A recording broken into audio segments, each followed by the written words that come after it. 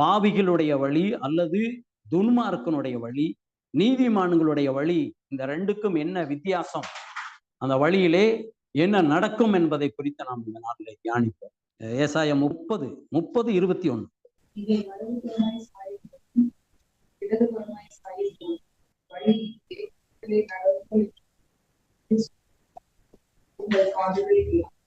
நீங்கள் இடதுபுறத்திலேயும் வலதுபுறத்திலேயும் சாய்ந்து தவறி போகக்கூடிய ஒரு சூழ்நிலை வரும் பொழுது உங்களுக்கு இதுதான் வழி என்று சுட்டி காட்டக்கூடிய சூழ்நிலையை கர்த்தர் ஏற்படுத்தி, அப்போ வழி எந்த வழியில போகிறது என்று நாம் சிந்தித்து பார்க்க வேண்டும்.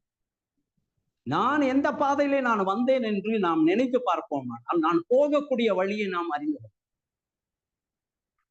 நான் இந்த ஊரிலிருந்து வருகிறேன், அடுத்த ஊருக்கு போக வேண்டும் என்றால் நான் வந்த அதுக்கு நேராக அந்த கை காட்டி நிறுத்தணும். அப்படி நாம் நிறுத்த பார்க்கறது இல்லை. நான் எந்த நிலைமையில் இருக்கிறேன், என்னுடைய வாழ்க்கை எப்படி இருக்கிறது, என்னுடைய பாதை எந்த பாதையிலே நான் போய்கொண்டிருக்கிறேன், யார் காட்டுகிற பாதையிலே நான் போய்கொண்டிருக்கிறேன் என்பதை நாம் நினைத்து பார்ப்போம். ஆனால் நமக்கு முன்பாக என்ன இருக்கிறது என்று நாம் கண்டுபிடிக்கணும். தெரிந்த வசனங்களை தான் ஒரு சில வசனங்களை நாம் பார்க்கலாம். சங்கீதம் 1:1. துன்மார்க்கனுடைய ஆலோசனையில நடக்க கூடாதுங்கிற. யாருடைய ஆலோசனை? துன்மார்க்கமாக வாழ்ந்து கொண்டிருக்கிறவர்களுடைய ஆலோசனைப்படி நாம் நடக்கவே கூடாது. அவங்களிடத்துல ஆலோசனை கேட்கவே கூடாது. அடுத்தது, பாவிகளுடைய வழியிலே நிற்க கூடாது என்று சொல்லு. ஆலோசனைப்படி நடக்கக்கூடாதுங்கிறார். பாவிகளுடைய வழியில நிற்க கூடாது என்று சொல்லு. அவங்க செய்யறாங்க, இது என்ன தப்பா, எல்லாம் செய்யறதானே என்று சொல்லி அதை சரிபடுத்திக் கொண்டு அல்லது நியாயப்படுத்திக் கொண்டு நாம் அதை செய்வோமானால் பாவிகளுடைய வழியிலே நாம் நிற்கிறோம் என்று பொருள். பாவிகளுடைய வழியிலே நாம் நிற்க கூடாது. இல்லை, சும்மாதான் நிக்கிறேங்க, என்னமோ சொல்லுவாங்க, கம்பெனி கொடுக்குறங்க. நீங்க யாருக்கு கம்பெனி கொடுக்குறீங்கன்னு இருக்கிறது. பாவிக்கு நீங்க கம்பெனி கொடுக்கறதுக்காக நிக்கிறேன்னு சொல்லக்கூடாது. ரெண்டாவது. மூணாவது, பரிகாசக்காரர் உட்காரும் இடத்துல உட்காரக்கூடாது என்று சொல்லுது. நடக்கக்கூடாது, நிக்க கூடாது, உட்காரக்கூடாது. எங்க உட்காரக்கூடாது?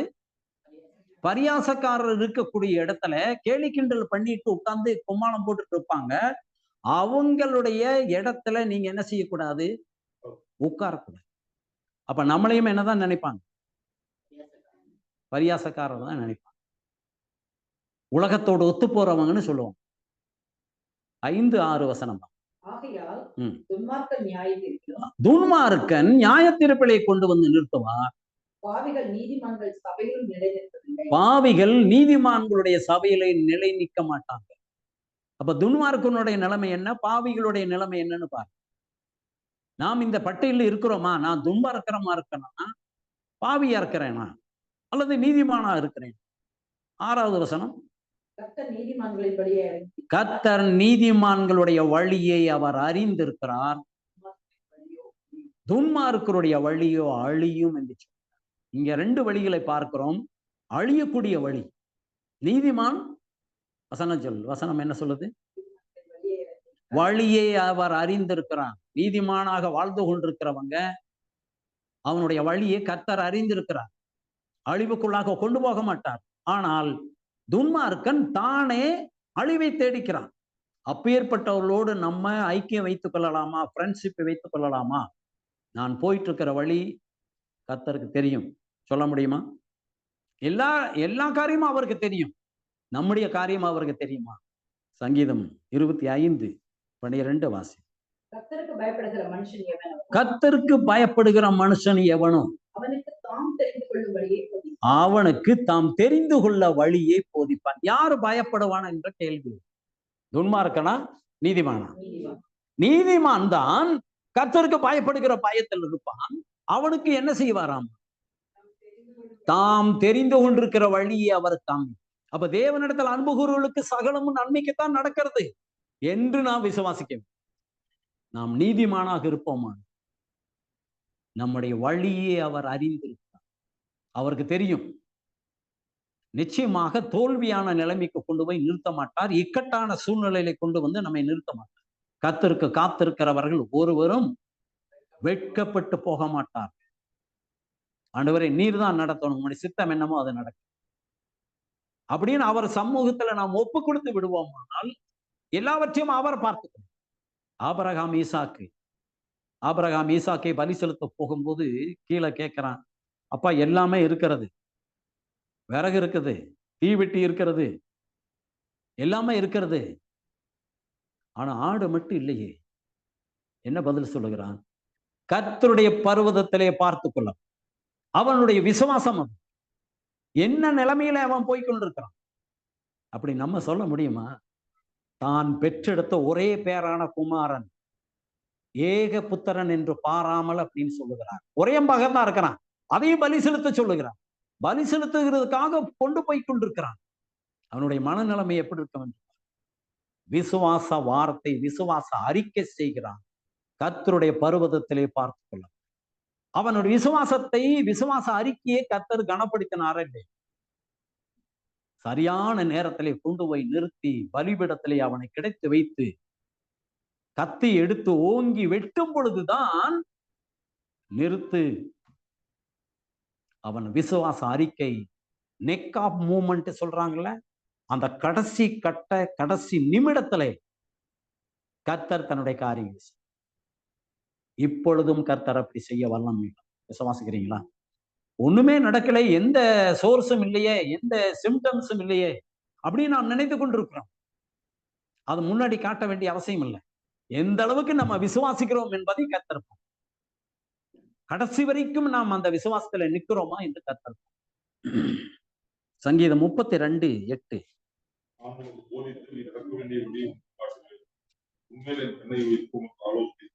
இது யார் சொல்றது? மறுபடியும் வாசிங்க. நானும் உனக்கு போதித்து. அப்ப யாருக்கு போதிக்கிறார்? அப்ப தாவீது நீதிமான் இல்லையா? யாருக்கு போதிப்பார் என்றால் நீதிமானுக்குத்தான் போதிப்பார். இது எப்பொழுது எழுதப்பட்டதுங்கிறது அது வேற விஷயம்.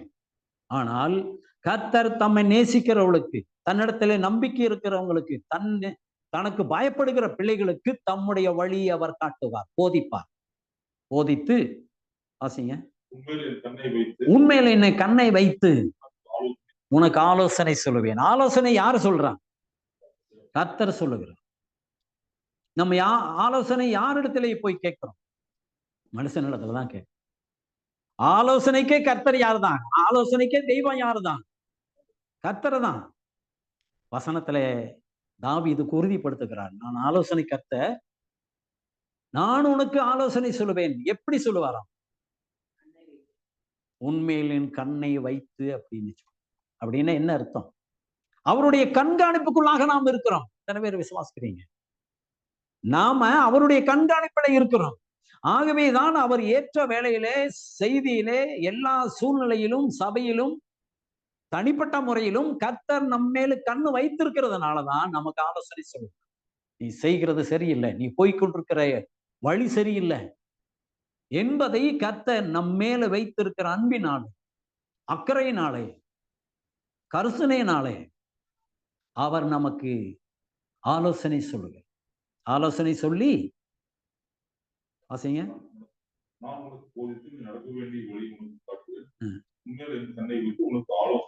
ஆலோசனை சொல்லுவேன், நடத்துவேன் என்று சொல்லுங்க. ஆலோசனை சொல்லுவார், நம்மை நடத்துவார். அப்ப நம்ம ஆலோசனை கேட்டா தானே நமக்கு ஆலோசனை கிடைக்கும், அவருடைய வழியில நாம் நடக்க முடியும். 34ஆம் சங்கீதத்தை தான் தியானித்தோம். அதனுடைய பின்பகுதியில தான் ஒரு சில வசனங்களை நிற்பார். 15வது வசனம். கர்த்தருடைய கண்கள் நீதிமான்கள் மேல் நோக்கமாயிருக்கிறது. இப்ப கர்த்தருடைய கண்கள் யார் மேல் நோக்கமா இருக்கிறது? நான் உன்மேல் கண்ணை வைத்தேன் என்று சொன்னார், நீதிமான்கள் மேல் கண்ணை வைக்கிறார். இப்ப சொல்லுகிறார், நீதிமான்களுடைய கர்த்தருடைய கண்கள் நோக்கமா இருக்கிறது. இப்ப நீங்க நீதிமானா? உங்க மேல கண் நோக்கமா இருப்பார். உங்க மேல கண்ணு வைத்து இருக்கிறார். உங்க மேல ஒரு கண்ணு வைத்திருக்கிறார். அப்படின்னு என்ன அர்த்தம்? கண்ணு வச்சிருக்கிறார். பார்த்துட்டே இருப்பாரு, கவனித்துட்டே இருப்பார். அவருடைய கண்ணை விட்டு நீங்க விலகவே மாட்டீங்க. இன்னொரு காரியத்தை சொல்லுகிறார். கண்மணி யாரு? கண்மணி யாரு? யாரும் ஒரு பேர் சொல்றேன்னு நினைச்சுக்காதீங்க. வேத வசனம் சொல்லுகிறது, என்னுடைய கண்மணியாய் இருக்கிறாய் என்று. தேவனுடைய கண்ணில் இருக்கக்கூடிய மணி, அந்த அதுக்கு என்ன சொல்றது? ஆப்பிள். அது நம்ம ஏற்றுக்கொள்ள முடியுறதா? அப்படின்னா அதை போல நம்மை காப்பாற்றுகிற தேவன், அதை போல நம்மை பாதுகாக்கிற தேவன். நீதிமான்கள் மேல் கர்த்தர் கண்ணோக்கமாய் இருக்கிறார். அவருடைய செவிகள் அவர்கள் கூப்பிடுதலுக்கு திறந்து. நீதிமான் கூப்பிடும் பொழுது அவருடைய செவி திறந்திருக்கிறது. இப்ப நாம் நீதிமானா இருக்கிறோம், நீதிமானுடைய வழியிலே நடக்கிறோம், கர்த்தர் காட்டுகிற வழியிலே நடக்கிறோம். ரட்சிக்க கூடாதபடி என்னுடைய கை குறிக்க போகவில்லை, கேட்கக்கூடாதபடி என்னுடைய செவி மந்தமாகவில்லை என்று சொன்னார். இப்ப அவர் செவி மந்தமாகவில்லை, நீதிமான்களுடைய கூக்குரலை, விண்ணப்பத்தை, ஜெபத்தை அவர் கேட்டு பதில் கொடுத்தார். 19வது நீதிமானுக்கு வரும் துன்பங்கள் அநேகமாயிருக்கும். நீதிமானுக்கு வரும் துன்பங்கள் அநேகமாயிருக்கும். கர்த்தர் அவைகள் எல்லாவற்றிலும் இருந்து அவனை விடுவிப்பார். சுவாசிக்கிறீங்களா? நீதிமானுக்கு வரும் துன்பங்கள் அநேகம். என்ன எவ்வளவு? அது குறிப்பு இத்தனை நாள், இத்தனை வருஷம், அல்லது இவ்வளவு அப்படின்னு கணக்கு இருக்குதான்? ஒன்றுமே கிடையாது. அநேகம் என்று சொல்லிவிட்டார். ஆனால் அந்த அநேகத்திலிருந்தும் அவனை காப்பாற்றக்கூடிய ஒரே வல்லம் உள்ள தேவன் நாம் விசுவாசிக்கிற தேவன். நான் விசுவாசிக்கிறவன் இன்னார் என்று அறிந்திருக்கிறேன், என்னுடைய எல்லா சூழ்நிலைகளிலிருந்தும் நம்மை காப்பாற்ற வல்லம் உள்ள தேவன் என்று நான் விசுவாசிக்கிறேன் என்ற விசுவாசத்தில் நின்னா நிச்சயம் கர்த்தர் நம் பக்கத்தில் இருப்பார், நம்மை விடுவிப்பார். விசுவாசிக்கிறீங்களா? நம்ம என்ன நினைக்கிறோம்னா, அந்த சம்பவத்துக்கு முன்னாடியே நமக்கு எல்லாம் வெளிப்படுகிறோம், அந்த சம்பவத்துக்கு முன்னாடியே எனக்கு உறுதி வந்துடும், அப்பதான் நான் புறப்பட்டு போவேன். அது விசுவாசமே கிடையாது. கண்டு விசுவாசிப்பதை விட காணாமல் விசுவாசிக்கிறவன் பாக்கியவான் என்று சொல். காணாமல் எல்லாவற்றையும் விசுவாசிக்க வேண்டும். நாம் எங்கே நிற்கிறோம் அல்லது எங்கே போய்கொண்டோம், நீதிமானாக வாழ்ந்து கொண்டிருப்போமானால் எல்லா இக்கட்டிலிருந்தும் நம்மை விடுவித்து காப்பாற்றி நம்மை வழிநடத்த வர வல்லம் வேண்டதை 21ஆம் வசனம். தீமை துன்மார்க்கனை கொல்லும். அப்படின்னு என்ன அர்த்தம்?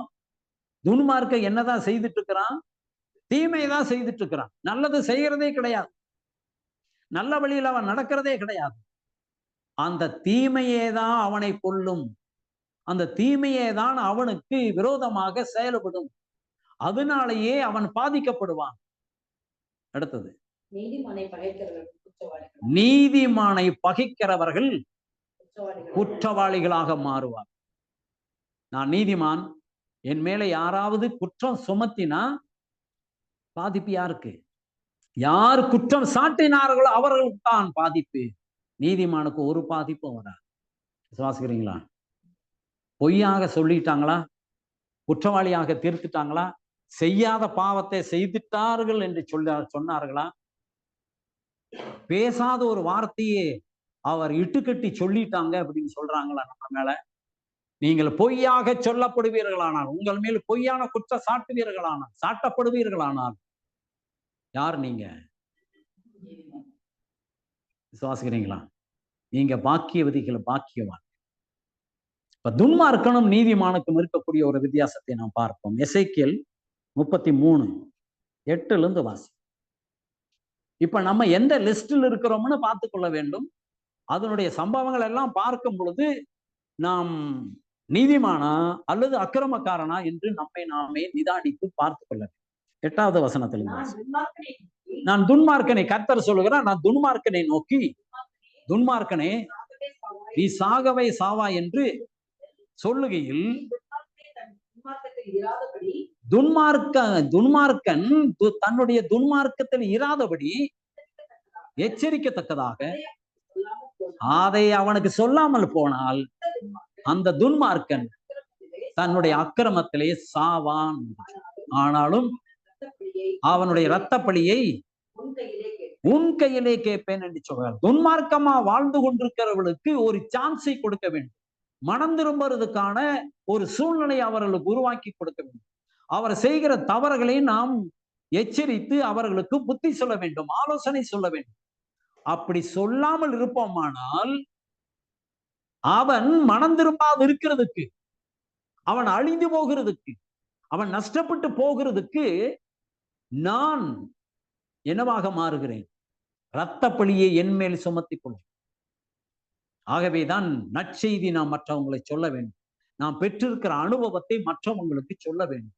நான் பெற்றிருக்கிற நன்மைகளை மற்றவங்களை சொல்ல வேண்டும். சாட்சியை மற்றவங்களுக்கு சொல்ல வேண்டும்.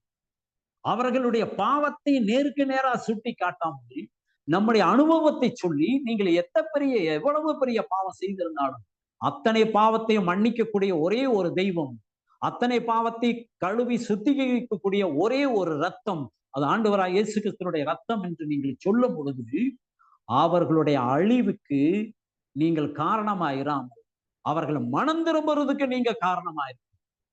ஏன் மற்றவங்களுக்கு நற்செய்தி சொல்ல வேண்டும்?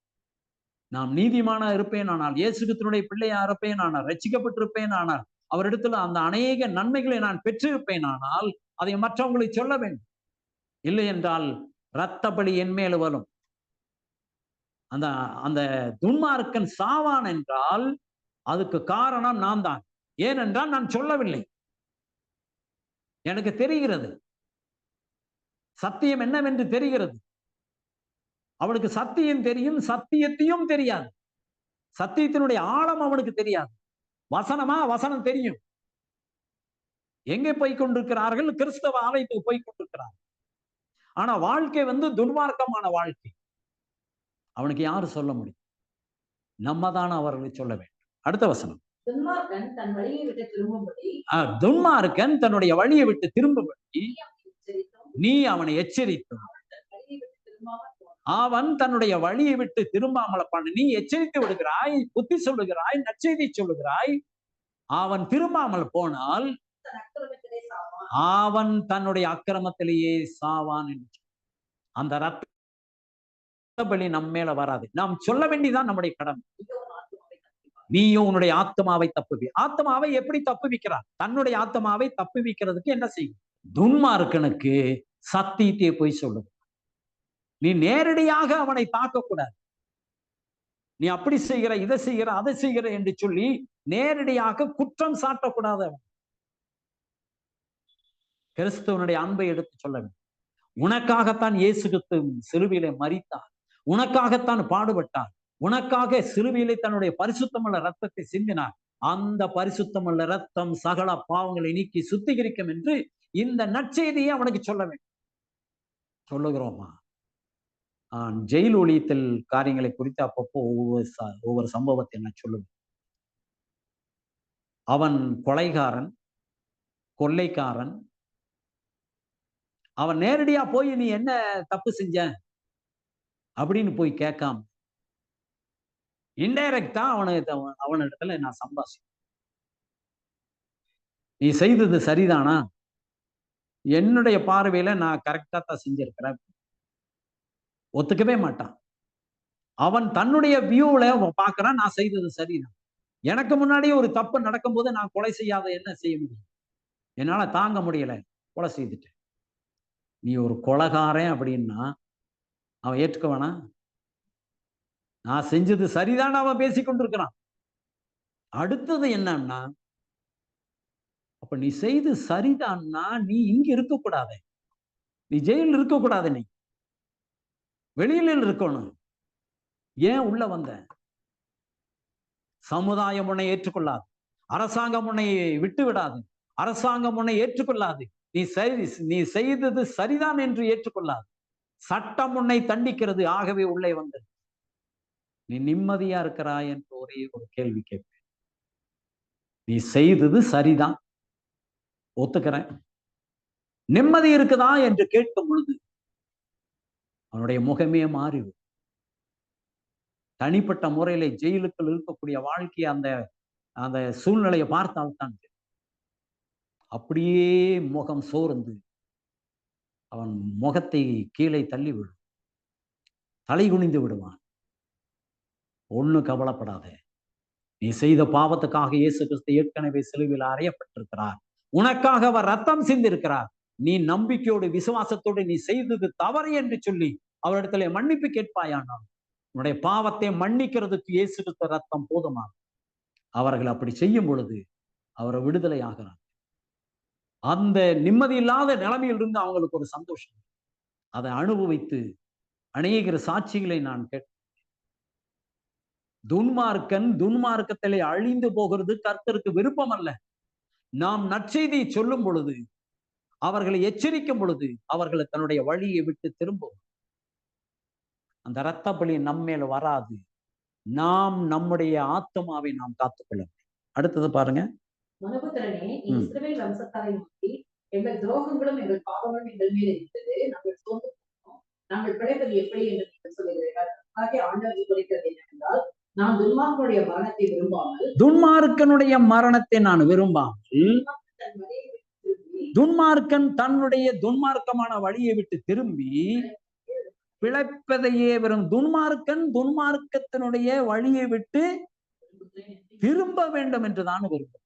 தன்னுடைய ஜீவனை கொண்டும் சொல்லுகிறார். அப்படின்னா அந்த துன்மார்க்கன் மேல் கர்த்தர் என்ன வைத்திருக்கிறார்? அன்பு வைத்திருக்கிறார். நீ அழிந்து போக கூடாது ஐயா.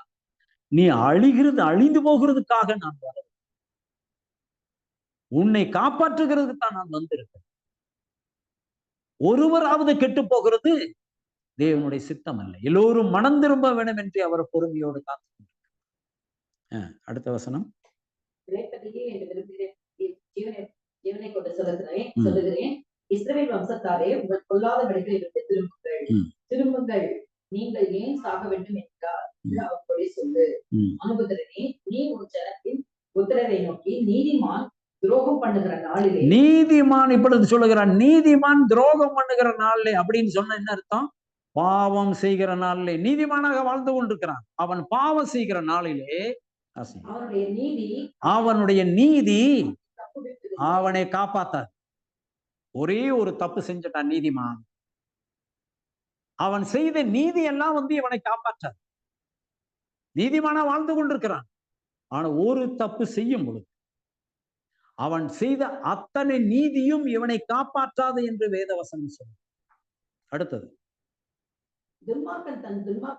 இப்ப பாருங்க. இப்ப துன்மார்க்கத்தில் இருக்கிறான். அந்த துன்மார்க்கன் என்ன செய்கிறான்? தன்னுடைய துன்மார்க்கத்தை விட்டு திரும்புகிற நாளிலே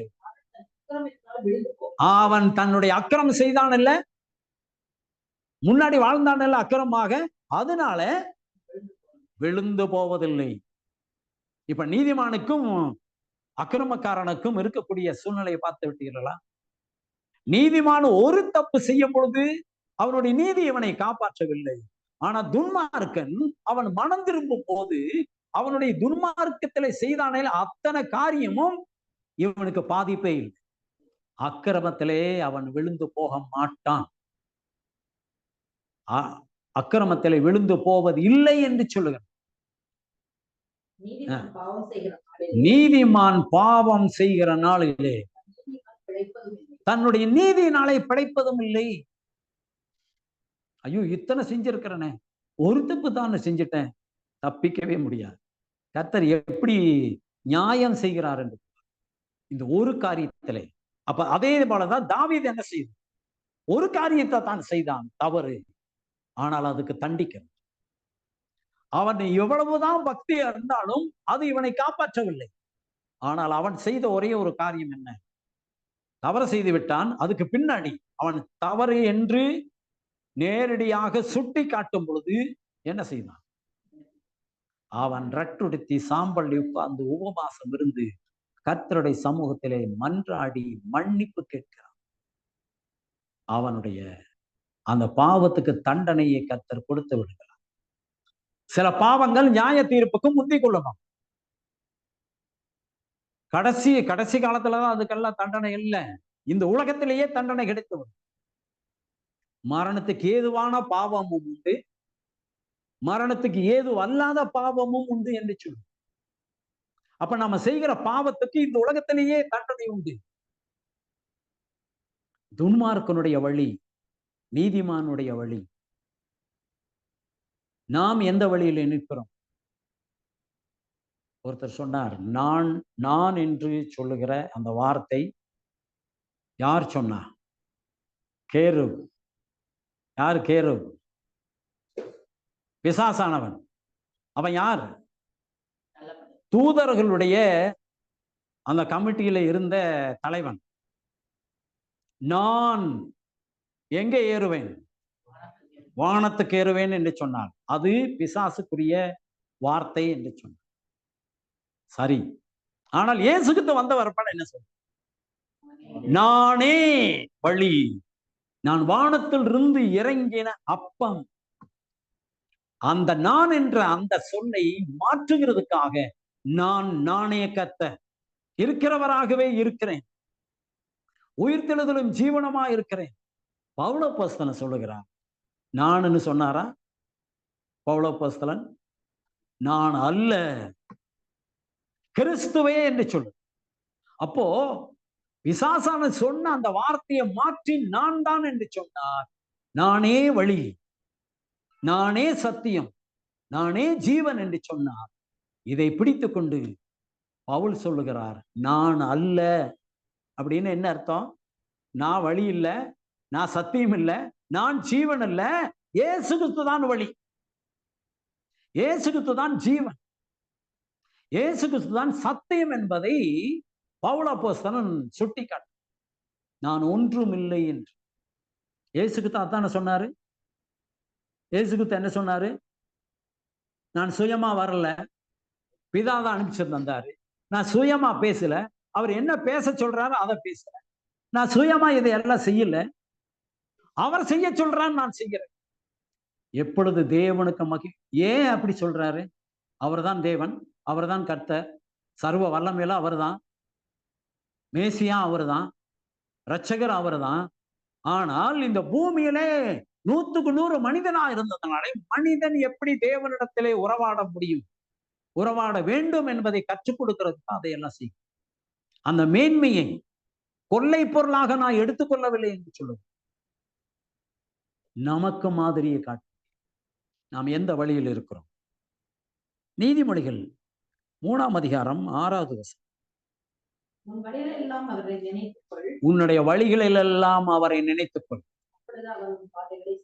உன்னுடைய பாதைகளை அவர் செவைப்படுத்துவார். உன்னுடைய வழிகளில் எல்லாம் என்னென்னலாம் காரியம் செய்கிறீங்களோ அப்பெல்லாம் கர்த்தர் நினைத்துக் கொள்ள வேண்டும். அப்படின்னு என்ன அர்த்தம்? முதலாவது என் தேவனுடைய ராஜ்யத்தையும் அவருடைய நீதியையும் தேடுங்கள், என்னை நினைங்க, என்னை முன்னிறுத்துங்க, எனக்கு முதலிடம் கொடுங்க. நான் என்ன செய்வேன்? உங்களுடைய வழிகளை செவைப்படுத்துவேன். நம்முடைய பார்வைக்கு முன்பாக அது செவையாக சரியா இல்ல, கரடம் முரடாக இருக்கிறது, ரொம்ப கிரிட்டிக்கலா இருக்குது, அல்லது ரொம்ப கஷ்டமா இருக்கிறது. ஆனா கர்த்தரிடத்துல கொடுக்கும் அவர்களை எல்லாம் நமக்கு லாகவாக்கி விசுவாசிக்கிறோமா? 5:21 மனுஷனுடைய வழிகள் கர்த்தருடைய கண்களுக்கு முன்பாக நிற்கிறது என்று சொல்லி. மனிதனுடைய வழி எல்லாம் அவருக்கு முன்பாக இருக்கிறதா, அவனுடைய வழிகளை எல்லாம் கர்த்தர் என்ன செய்கிறாராம்? சீர்தூக்கி பார்க்கிறார். சரியாகத்தான் போயிட்டு இருக்கிறாரா? விசுவாசிக்கிறீங்களா? யாரை குறித்து பேசிக் கொண்டிருக்கிறேன்? கர்த்தர் யாரை குறித்து பேசுகிறார்? நம்மை குறித்து தான் பேசிக் கொண்டிருக்கிறாருங்க.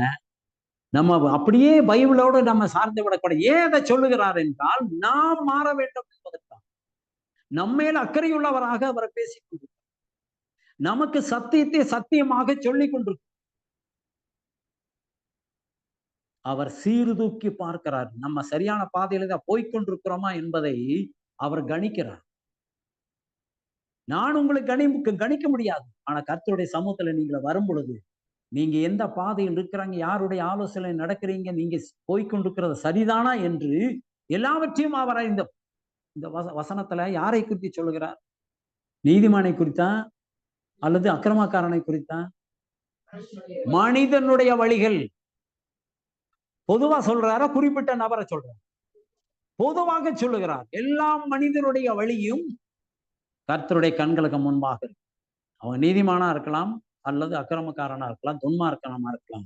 வழி எல்லாம் அவருக்கு தெரியும். நீங்க எப்படி இப்ப எங்க போயிட்டு இருக்கிறீங்க, அதை என்ன செய்கிறார்? சீர்தூக்கி பார்க்கிறார் என்றால் யாரை சீர்தூக்கி பார்ப்பான்? நான் கர்த்தருடைய பிள்ளை என்று சொல்லிக் கொண்டிருக்கிறேன், என்னுடைய வழி சரிதானா என்று அதை சீர்தூக்கி பார்க்க. 16:7 ஒருவனுடைய வழி கர்த்தருக்கு பிரியமா இருந்தால், நம்முடைய வழி கர்த்தருக்கு பிரியமா இருக்கிறதா இருந்தால் சத்துருக்களும் சமாதானமாவார். நான் யாரை பிரியப்படுத்துகிறேன்? யாருடைய வழியில நடக்கிறேன்? கர்த்தருடைய வழியில நடக்கிறேன், அவரை பிரியப்படுத்துகிறேன் என்றால் எனக்கு சத்துருவா இருக்கிறவனை என்ன செய்வான்? நம்மோடு வந்து சமாதானம் ஒப்புரவாய்க்கொள்ளுவான். ஏனென்றால் என்னுடைய அணுகுமுறை, என்னுடைய பேச்சு, என்னுடைய நடத்தை, என்னுடைய வாழ்க்கையை கர்த்தரை நான் பிரியப்படுத்துகிறேன். அவனுக்குள்ளாக தான் செய்த தவறு இன்னதென்று வந்து நம்மிடத்திலே அவனை ஒப்புரவான். 25வது வசனம், மனுஷனுக்கு செம்மையாய் தோன்றுகிற வழி உண்டு, மனிதனுக்கு செம்மையா தோன்றுகிறது இருக்கிறது, என்னுடைய பார்வையில சரியாத்தான் நான் போய்கொண்டிருக்கிறேன் அப்படின்னு சொல்லுவாங்க. அதனுடைய முடிவு என்னவா மாறுகிறது? மரண வழி என்றான். என்ன? அவன் மரித்து போக மாட்டான், தோல்வி அடைந்து போவான், வெட்கப்பட்டு போவான் என்று. தன்னுடைய பார்வைக்கு நல்லா தான் இருக்குது, சரியாத்தான் போயிட்டு இருக்கிறாங்க, சரியான ரூட்ல தான் போயிட்டு இருக்கிறாங்க, நான் செய்கிறது சரிதான் என்று சொல்லிக் கொண்டிருக்கிறார்கள். ஆனால் எல்லாமே தோல்வியா முடிகிறது, நஷ்டமா முடிகிறது, பிரச்சனையா முடிகிறது. ஒன்றுமில்லாத நிலைமை, பூஜ்ஜியமான நிலைமை. 21:2 வாசி. மனுஷனுடைய வழிகள் எல்லாம் அவருடைய பார்வைக்கு, மனிதனுடைய பார்வைக்கு செவையாக தோன்றும், கர்த்தரோ இருதயங்களை நிறுத்துப்பார். நம்ம என்ன சொல்றோம்?